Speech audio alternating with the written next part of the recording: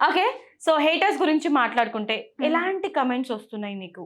వర్స్ట్‌గా వస్తాయి. చాలా అంటే చాలా వర్స్ట్‌గా. ఎందుకంటే అబ్బాయిలకి ఒక మాట అబ్బాయిలు అని అందరిని అనను కానీ సమ్ ఆఫ్ స్పెసిఫిక్ మెంబర్స్ ఎలా అంటే నోరు తెరిస్తే లైక్ ఎలా బూతులేనా? బూతులే. ఇంకా పెద్ద పెద్ద అంటే మాటలు ఇంకా. మనము మన సైకాలజీ ప్రకారం హ్మ్. చూసుకుంటే మనం ఎక్కువగా గుడ్ కామెంట్స్‌ని ఎప్పుడు చదవం. చదవం. ఎందుకంటే అవే ఓకే. ఉంటాయి కదా! అవును. అవును. బావుండేవే ఎందుకు? మనం తీసుకునేది బ్యాడ్. బ్యాడ్. ఇప్పుడు జనాల్లో కూడా మంచి చేసేవాడిని మనం గుర్తుపెట్టుకోం గానీ, గుర్తుపెడితే ఒక్కసారి వాడు చెడు చెడ్డ చేస్తే అదే చేస్తే గుర్తుపెట్టుకుంటాం కదా! అలా అవును. హేటర్స్ ఎలాంటి కామెంట్స్ నీకు పెడతారు? అవి నువ్వు గుర్తుపెట్టుకున్నవేవి? నీకు బాగా హర్ట్ అయిన కామెంట్ ఏంటి? హర్ట్ అయిన కామెంట్ అంటే ఇప్పటికి కూడా నా మెసేజ్ రిక్వెస్ట్‌లో చూస్తే చాలా మంది అవే. ప్రతి ఒక్కటి ఏంటంటే పెద్ద ఇది నేను చెప్పలేని మాట అది ఇది అనేస్తారు. నోటికి ఎంతొస్తే అంత మాట్లాడేస్తారు. ఆ పదం అంటే నాకు చెడ్డ చిరాకు.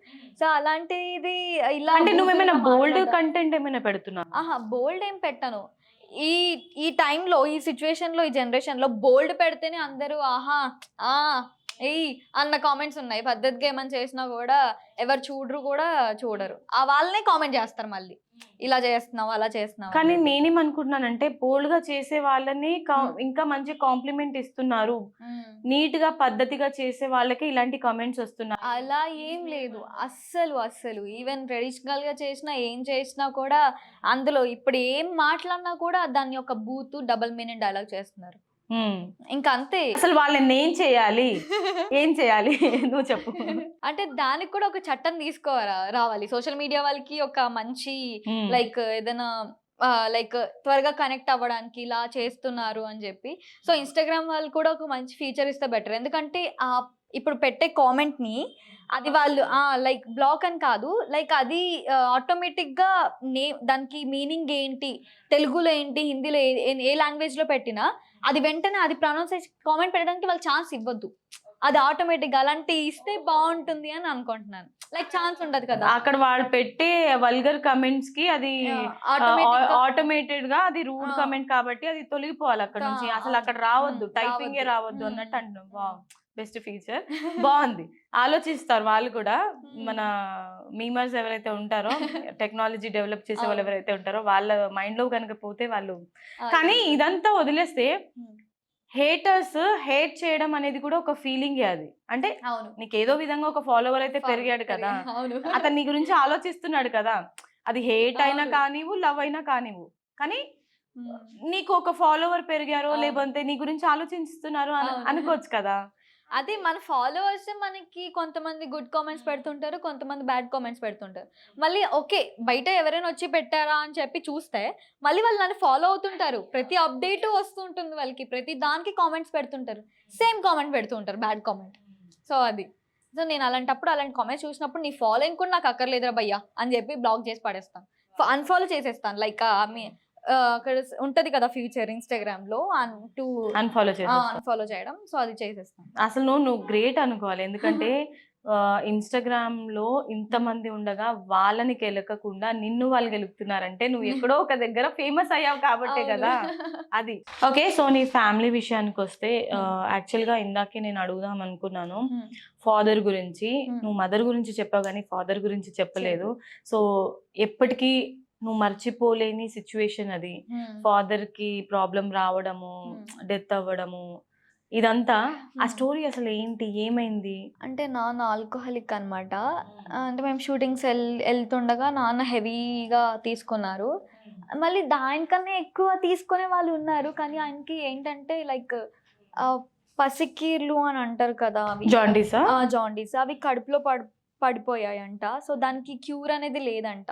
సో, అందువల్ల ఆయన ఇంకా అది ఎక్కువైపోయి బాడీ మొత్తం స్ప్రెడ్ అయిపోయి ఆహ్, ఎక్కువ ఇంకా ఎక్స్‌పైర్ అయిపోయారు. మరి నువ్వేం చేయలేకపోయావెందుకు? నువ్వు సోషల్ మీడియా ఇన్‌ఫ్లుయెన్సర్. అవును. అందులోను నువ్వు బాగా సంపాదిస్తున్నావు ఇప్పుడు. హ్మ్. మరి నీ సోషల్ మీడియా నుంచి నీకేమైనా యాహ్! సపోర్ట్ దొరికిందా? చాలా దొరికింది. నేను పెట్టాను. నేను సోషల్ మీడియాలో మనీ కోసం నేను లైక్ ఒక పోస్ట్ పెట్టడం జరిగింది. దానివల్ల చాలా హ్యూజ్ అంటే నాన్న ఒక 1 మంత్‌లో లైక్ ఏ 15 ఇయర్‌లో డేస్‌లో చనిపోయారు? ఈ సెప్టెంబర్ 5న మొన్న రీసెంట్ సెప్టెంబర్ 5 ఓకే. చనిపోయారు. ఓకే. ఆ! సో, దానికి ముందు 2 మంత్స్ హాస్పిటల్‌లోనే ఉన్నాము. సో, నాన్న 15 డేస్‌లో చనిపోయే పర్సన్ నేను ఈ మనీ వల్ల హాస్పిటల్‌లో పెట్టి ఇంకా డాక్టర్స్‌కి వీలు ఉందేమో ఇంకా, ఇంకా ఏమైనా తగ్గుతుందేమో అని చెప్పి 2 మంత్స్ ఉంచాము అలానే డ్యాడీని. ఇంకా ఆయన బతకరని చెప్పేసారు డాక్టర్స్. కానీ ఒక చిన్న హోప్ అనమాట. బతుకుతారేమో, బతుకుతారేమో అని చెప్పి. సో 2 మంత్స్ అలా ఉన్నారు. సెప్టెంబర్ 5థ్ అనుకుంటా ఇంకా డాక్టర్స్ అవ్వదని చెప్పేసారు. మా పెదనాన్న వాళ్ళు మాకు చెప్పలేదు అవ్వదు అని చెప్పి. అంటే ఇంకా 2 డేస్ ఉంటారు ఆక్సిజన్ ద్వారా అని చెప్పారు. మేము తీసుకెళ్తున్నాం ఊరికి. అంబులెన్స్‌లో తీసుకెళ్తున్నాం. ఇంకా అయిపోయింది. ఒక 100 కిలోమీటర్స్‌లో మా ఊరొస్తుందన్నప్పుడు కార్డియాక్ వచ్చేసింది ఆయనకి. కార్డియాక్ వచ్చేసి ఇంకా చనిపోయారు అక్కడికక్కడ. ఓకే. సో మరి నువ్వు డొనేషన్స్ అడగడానికి పోస్ట్ పెట్టినప్పుడు చాలా మంది కార్ అమ్ముకో, ఫోన్ అమ్ముకో, బైక్ అవునవును. అమ్ముకో అని చాలా పిచ్చి పిచ్చి కమెంట్స్ వచ్చాయంట. వచ్చాయి. మరి నీ రియాక్షన్ ఎలా ఉంది? నా రియాక్షన్ ఏంటంటే, ఇప్పుడు ఇన్‌ఫ్లుయెన్సర్స్ అనంగానే వాళ్ళకి డబ్బులొచ్చేస్తున్నాయి అని అనుకుంటారు. అసలు ఏం రాదు. ఎందుకంటే మనం ఎంత చేస్తామో అంతే వస్తుంది. వాళ్ళకి లాక్స్‌లో ఏం రాదు. కొంచెం ఒక పార్టే. ఇప్పుడు నేను సిటీలో ఉంటున్నాను. ఇప్పుడు నా కార్ కూడా ఈఎంఐకే తీసుకున్నాను. నేను ఫోన్ కూడా ఈఎంఐకే ఉంది. నేను ఏదైనా తీసుకున్నాననుకో ఈఎంఐ ప్రకారమే తీసుకుంటా. ఎందుకంటే ఆన్ టైమ్ నాకు లాక్స్ పడిపోవు కదా! ఇన్‌ఫ్లుయెన్సర్ అనంగానే ప్రమోషన్స్ ఇన్ని చేస్తున్నావు అది. వాళ్ళకి కనిపిస్తుంది అదొక్కటే ఎంజాయ్ చేస్తున్నారు లైఫ్ అని చెప్పి. సో మనం గ్రో అవ్వడానికి ఎంత చేస్తున్నామో వాళ్ళకి ఆ హార్డ్ వర్క్ కనిపించదు. సో కార్ అమ్ముకో అంటే నేను అమ్ముకోవడానికి ఈఎంఐ ఉంటే నేను ఎక్కడ అమ్ముకుంటాను కారు. అది కాక నాన్నని ట్రాన్స్‌పోర్ట్ గానీ, ఎక్కడైనా సడెన్‌గా మెడిసిన్స్‌కి కానీ, దానికి దీనికి అండ్ ఎవరైనా రిలేటివ్స్ వచ్చినా తీసుకొని రావడానికి నాకు కార్ అవసరం. ఇప్పుడు నేను అమ్మేసుకున్నాను అనుకో రేపు పొద్దున్న నాకు అనుకున్నా కూడా నేను షూట్స్‌కి దానికి దీనికి ఇబ్బంది. అలా ఫేస్ చేసి నేను ఇంకా ఈఎంఐ కింద కార్ తీసుకొని అది కూడా ఈఎంఐ ఉంటే కార్ ఎక్కడ అమ్ముకుంటానో నాకు అర్థం కావట్లేదు. అలానే పెట్టారు. ఫోన్ అమ్ముకో, కార్ అమ్ముకో అంటే. ఇప్పుడు ఫోన్ ఉంది కాబట్టే నేను మీ అందరికి కనెక్ట్ అయ్యి మా నాన్నకి ఇలా బాలేదు అని చెప్పి డొనేషన్ అడిగాను. వాళ్ళు అలా అనడంలో కొంచెం కూడా లాజిక్ ఉండదు. ఏది ఫోన్ ఉంది కదా అని చెప్పి ఏది పడితే అది నేను అసలే లైట్ బాధలో తీసుకున్నా. ఉండగా మళ్ళీ ఇలాంటి కామెంట్స్ ఎవరైనా సరే ఒక మంచి సపోర్ట్ ఇస్తారు. It's okay. మేమున్నాము. నువ్వు జాగ్రత్తగా చూసుకో. వాట్ ఎవర్ ఇట్ ఈస్ నువ్వు ఏదైనా పోస్ట్ చేయి. మేము వెంటనే షేర్ చేస్తాం అన్న మాట కొంతమంది దగ్గర నుంచి చూసాను. కొంతమంది అయితే ఓకే మరేంది అంత సంపాదిస్తున్నాక చేసుకోవచ్చు కదా! కార్ అమ్మేసుకోవచ్చు కదా! ఫోన్ అమ్మేసుకోవచ్చు కదా! అంటే బ్రో ఏం మాట్లాడుతున్నారు బ్రో నాకు అర్థం కాదు. మరి నువ్వు రెస్పాండ్ అయ్యావా మరి అలాంటి కమెంట్స్? నేను నాకు ఆ టైంలో మైండ్ ఏం పని చేయట్లేదు. నేను ఇక్కడ బాధపడాలా లేకపోతే ఈవెన్ ఇప్పుడు నేను చెప్పాలనుకుంటే నాన్న డిశ్చార్జ్ చేద్దాం అనుకున్నాం. బిల్ చూస్తే 5 లాక్స్. ఇంకొకటి ఏంటంటే నిమ్స్ హాస్పిటల్‌లో లైక్ బిల్ కట్టేంత వరకు నీకు బాడీ లైక్ డ్యాడీ ఇవ్వరు. నేను నా కళ్ళ ముందు చూసాను. బిల్ కట్టకుండా శవం అక్కడ పెట్టుకొని బయట ఎక్కడో లైక్ వాష్‌రూమ్స్ దగ్గర పడేసి అందరూ ఏడుస్తున్నారు. ఒక్కసారి చూయించండి. వాళ్ళని క్లోజ్ చేసేసి వాళ్ళు ఏడుస్తున్నారు. ఇక్కడ బయట ఏడుస్తుంటే శవం ఎక్కడో మూలలో పెట్టేసి బిల్ కట్టేంత వరకు మీకు ఇవ్వము బాడీని అంటే ప్రాణం అల్లాడిపోతుంది అక్కడ ఆ టైంలో. నేను అలా అవ్వద్దు నాన్న బతికుండగానే నేను తీసుకొచ్చేసుకుంటాను. ఆయన చనిపోతారని చెప్పేసారు ఎలాగో. సో నాకు ఆ బాధ వద్దు. ఎందుకంటే మమ్మీ అసలు చనిపోయారంటేనే మన ప్రాణం ఆగదు. అలాంటిది ఒక బాడీని ఒక మూలలో పెట్టేసి సో 1 డే ట్రీట్మెంట్ ఆపేశారు. నాన్న బతుకున్నారు కాబట్టి ఇంకా ఐసీయూలో ఉంచారు.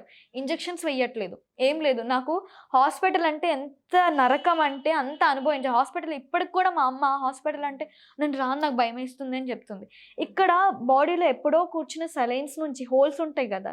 ఆ హోల్స్ అసలు స్కిన్ క్లోజ్ అయిపోతుంది. ఆయనకు ఆ గ్రోత్ కూడా లేదు. ఆ బాడీలో నుంచి వాటర్ ఆయన బాడీ మొత్తం వాటర్‌తో నిండిపోయి ఆ హోల్స్‌లో నుంచి వాటర్ వచ్చేస్తుంటే నర్స్‌కి చెప్తుంటే అండి వాటర్ వస్తుంది కాస్త చూడండి అంటే పట్టించుకోలే మేమేం చేస్తాం డబ్బులు కట్టి తీసుకెళ్ళండి అన్నట్టు అన్నారు వాళ్ళు. ప్రాణం షర్ట్ మొత్తం తడిచిపోతుంది ఆయన వాటర్ ఇలా వస్తుంటే. స్కిన్ అతుక్కుపోయింది బాడీకి.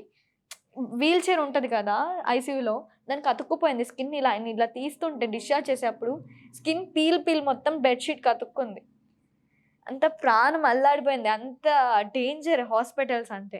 బిల్ కట్టలేని పరిస్థితి నాకు. 1 డే కమెంట్ చేసే వాళ్ళు ఇష్టం వచ్చినట్టు చేసేస్తారు. చేస్తారు. But every personal life every individual life is important. ఆ! అండ్ వాళ్ళ వెనకాల వాళ్ళు ఏం ఫేస్ ఏం చేస్తున్నారో చేసేస్తారు. వాళ్ళకి తెలీదు. జస్ట్ హ్మ్. స్క్రీన్ ముందు రీల్స్ చేసేసారా, ఒక హ్మ్. 2 వీడియోస్ చేసేసారా, వీళ్ళు హ్యాపీగా ఉన్నారా, డబ్బు సంపాదించుకున్నారా అని హ్మ్. చూస్తారు. కానీ ఎవరి లైఫ్ లో వాళ్ళ పర్సనల్ ప్రాబ్లమ్స్ పర్సనల్ అనేది ప్రాబ్లమ్స్ ఉంటాయి. ఉంటుంది. అది ఎవరు అర్థం చేసుకోరు. ఆ! అంతే ముఖం మీద మేకప్ చేసేసుకున్నారు, హ్మ్. స్క్రీన్ మీద కనిపించేశారు కనిపిస్తున్నా. వీళ్ళకేంటి అనగానే ఎంజాయ్ చేస్తున్నారు వీళ్ళు అనుకుంటున్నారు. హ్యాపీగా ఉన్నారని అనుకుంటున్నారు.